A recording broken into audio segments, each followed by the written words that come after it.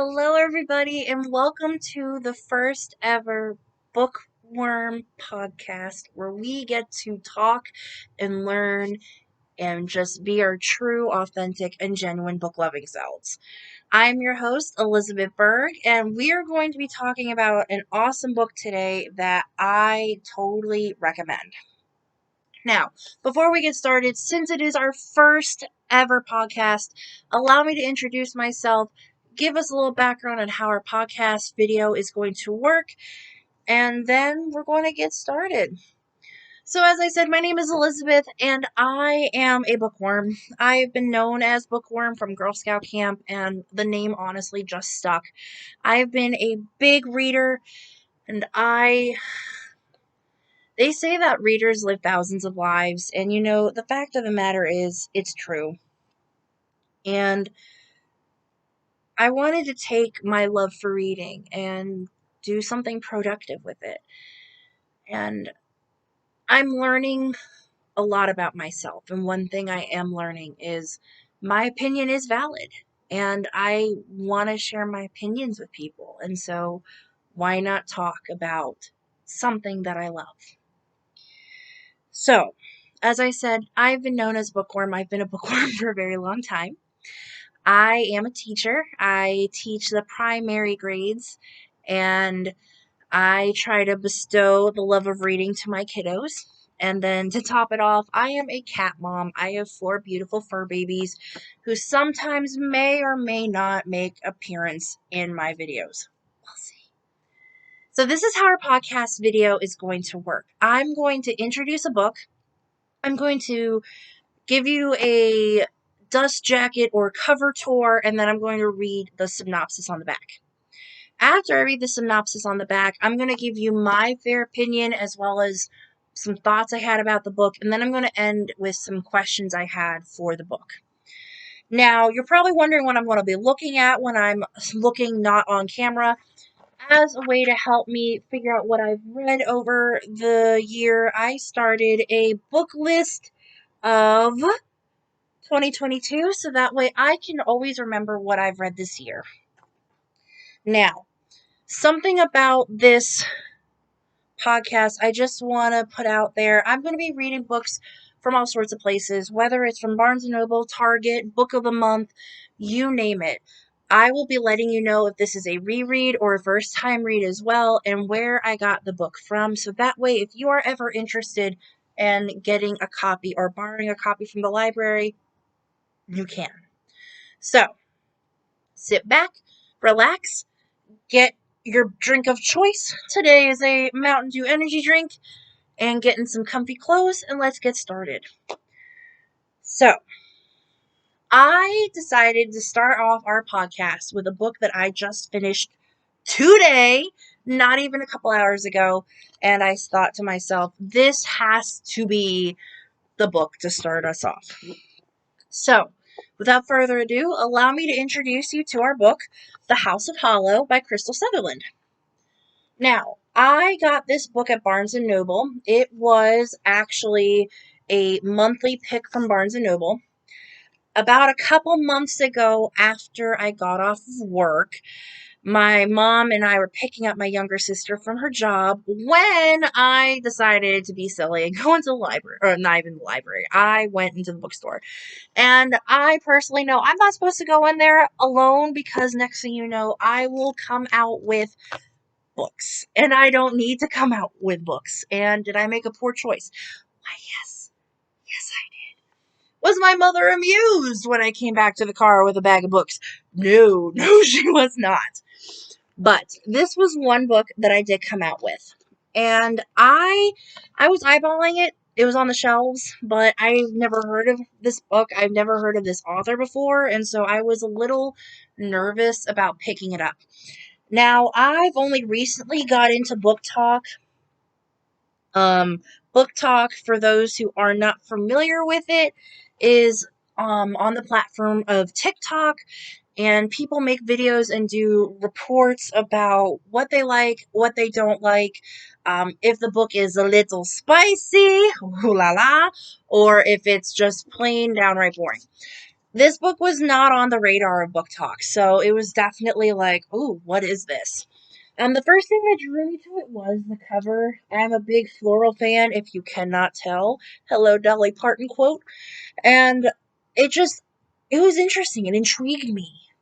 Why is this girl's face covered in flowers? Why does it look like there's black blood dripping down? And why are there ants crawling on her face?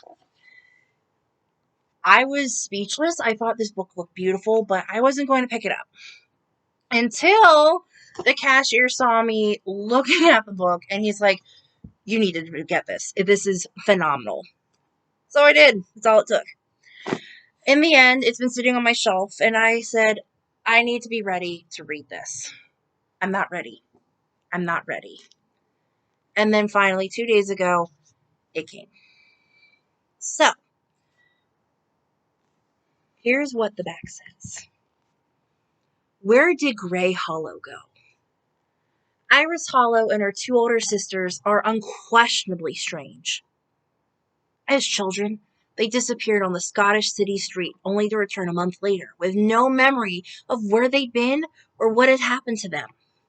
More troubling, their appearance began to change. Their blue eyes, now black. Their dark hair, now white. And as they grew older, odd, eerie occurrences seemed to follow in their wake. People find them disturbingly intoxicating, unbearably beautiful, and inexplicably dangerous. Now, 17-year-old Iris is doing all she can to fit in and graduate high school on time, something her 2 famous, glamorous, globe-trotting older sisters, Gray and Vivi, never managed to do. But when Gray goes missing, leaving behind bizarre clues as to where her whereabouts, I keep getting that word wrong. Ah! Iris and Vivi are left to find her, but they're not the only ones looking. As they brush against the supernatural, Iris quickly realizes that the story she's been told about their past is unraveling, and the world that returned them seemingly unharmed 10 years ago may just be calling them back again. Now, there is 2 reviews on this book. The first one says, this haunting modern fairy tale will wrap you up like a glittering fog before going for your throat. This is from Melissa Albert. And then Pop Sugar wrote, wonderfully creepy and full of unnerving supernatural flourishes. Here is what it looks like. I do apologize for the condition of my book. So something about me that probably drives my fiance nuts is I carry a book with me everywhere. If I'm going to the movies, to a restaurant, I have at least 2 books in my bag at one time. I can't help it. When I'm in the mood to read. And I always like my choices. So I'm usually reading 2 or 3 books at a time. So here that is. Now, let's talk turkey. The first thing I want to say is the book is very descriptive and very dark. It is absolutely fantastic when it comes to that creepy chill factor. When they say it is a modern dark fairy tale, they're not kidding. It gives me fairy tale vibes with a very dark twist. And that dark aspect of fairy tales is a perfect description. Now, I read this book in about 2 days. It took me 2 days to read, and I honestly couldn't put it down. One thing that I have a little pet peeve, and where that pet peeve lies is when I read a book, the book just has to be right. Now, you're probably wondering, Elizabeth, come on, that makes no sense. If a book is too wordy, you can lose your attention pretty fast. So if it's too descriptive, it's like, and it doesn't really help. And if a book is not descriptive enough and it's dull and lifeless, it's also. This book has the perfect amount of description in it. It's very wordy in the sense of it's very descriptive, but it works for this book. And some of the descriptions that were used definitely fit for this book. I don't know if this would work for every author, but this author definitely has the right way to tell words. So, for example, on page 17, when they're talking about their mother. For much of my life, she had been a watercolor of a woman, sapped of vibrancy. A watercolor of a woman. And that metaphor, it just, it's so haunting to me. I recently just worked with watercolors with some of my students, and I was thinking about how watercolor is so light and it sometimes can be so dull, and it just, instead of saying that she, like, it's faded away, she used such a word that just, it blew my mind. The descriptions in this book blew my mind. Now, on that note, however, some of the descriptions can be a little much. Now, as I wanted to say before, there is a couple warnings I want to put out there, so this is a trigger warning. There are some aspects that are described that can make your stomach churn. So there were parts where even my stomach was like, ooh, that, duh. Like, the way they described the smell of decay or the smell of rot. It, like, I could imagine smelling it. And it just, if you have a weak stomach, I don't really recommend reading this because it might make you feel a little woozy. If so, be my guest. I like the way it described, but that was just me. Now, another aspect that I liked was the dynamic that definitely Vivi and Iris have and their love for Gray, their sister.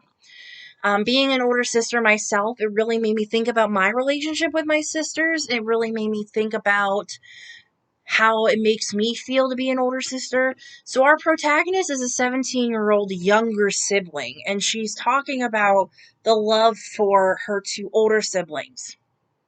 And the way she described it was just phenomenal. And so, for example, chapter 2, page 35. It didn't it was a question without an answer. It was not a question at all. I didn't follow my sister. I was my sister. I breathed when she breathed. I blinked when she blinked. I felt pain when she felt pain. It just, it was haunting because as an older sibling, I know I personally, if something were to happen to my sisters, I'm very protective of them. We may not always get along, but I'm very protective of my siblings. And it just, reading the dynamic that they went through to find Gray, it was just, wow. It was definitely a powerhouse.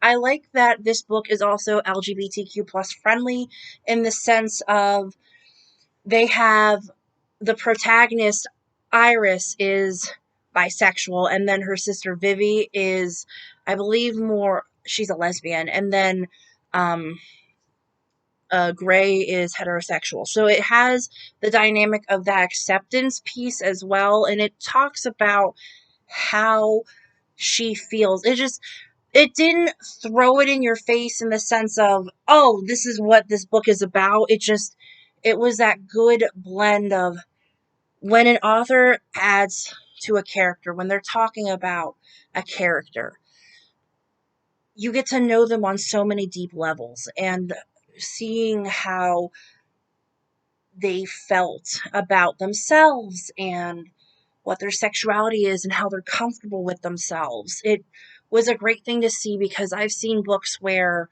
it's definitely poorly written and they don't honor the LGBTQ plus community very well at all. So I was happy to say that that this book wasn't like when it comes to something like that. Now, this book really isn't about relationships. This is definitely not a romance. This is definitely a thriller and a mystery. Um, there were some scenes that were very hard to read, such as abuse in some ways, as I said. So there are some trigger warnings. You need to be careful. If something like this bothers you, I would definitely recommend staying away or be careful because it talks about how these girls are like enigmas. They have this power. And it's not a spoiler because it's right in the beginning of the book. They have some sort of power, and Iris doesn't like having this power, and it makes people around them do really weird things. Hence why it's like they're intoxicating. And it just, seeing how each of them handled different things, it was interesting to see as well. Now, as I said before, it took me about 2 days to read. There's 292 pages in this book, so it's a pretty quick read.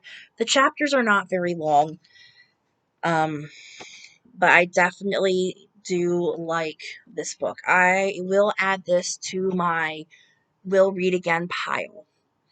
Now, before we sign off, I do like to talk about questions I have for this book. Now, I've heard of this author. Eventually, I was doing some research on Chemical Hearts, one of her first books, and I am going to probably look into it as well. And so you might see that on this channel. But this book left me wanting more. It did close up really nicely, this book did, but if you read this book, these two questions will make the perfect sense. When you read the afterlog, what happens next? Is she like her sister? There is that type of power in having power. And the one thing about Iris is she is shown tried and true. She's not like them. The ending of this book made me gasp. There were clues to how this ending was going to go, and it was easy for me to understand and follow. It did break my heart, the ending did. Not in the sense of, oh, I'm going to boohoo and cry, but like, my heart shattered for Iris and for Vivi. And so I definitely do think this book has so many levels and depth in it that some books don't have. So if you are looking for a thriller slash mystery with a family dynamic aspect and are looking for books that do have LGBTQ plus characters in them, I do totally recommend The House of Hollow by Crystal Sutherland. Now, if you are looking to buy this, you can find it on Amazon or in your local Barnes & Noble. And once you read it, let me know what you think. I would totally love to hear your thoughts. All right, so this is Elizabeth Berg signing off. Let me know what you think, and I will see you for the next review. Bye!